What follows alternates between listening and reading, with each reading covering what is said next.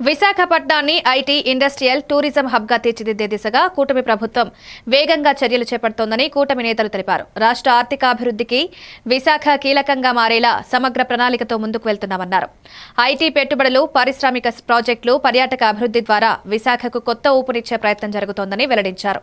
ఈ క్రమంలోనే దక్షిణ కోస్తా రైల్వే జోన్కు సంబంధించిన తాత్కాలిక కార్యాలయాన్ని త్వరలోనే విశాఖలో ప్రారంభించనున్నట్లు తెలిపారు. ఇందుకు సంబంధించిన గెజిట్ నోటిఫికేషన్ విడుదలకు కూడా కసరత్తు చేస్తున్నట్లు వెల్లడించారు. రైల్వే జోన్ ఏర్పాటుతో ఉపాధి అవకాశాలు పెరగడమే కాకుండా ప్రాంత అభివృద్ధికి మరింత తోడ్పాటు లభిస్తుందని పేర్కొన్నారు. సూపర్ 6 సూపర్ హిట్ అయింది. మేము మేనిఫెస్టోలో చెప్పిన కార్యక్రమాలే కాకుండా ఎన్నో ఇతర కార్యక్రమాలు ప్రజల వద్దకు తీసుకువెళ్లి సంక్షేమం కార్యక్రమాలు, అభివృద్ధి కార్యక్రమాలు ప్రజల దగ్గర నుంచి ఒక మంచి ప్రభుత్వం అనే చక్కటి పలకరింపు మనకు వచ్చింది. అంతేకాకుండా ఒక పండగ వాతావరణం రాష్ట్రం అంతా నెలకొంది. గన్నవరం కలపాలని, నూజివీడు కలపాలని ఎన్నో అర్జీలు వచ్చినాయి.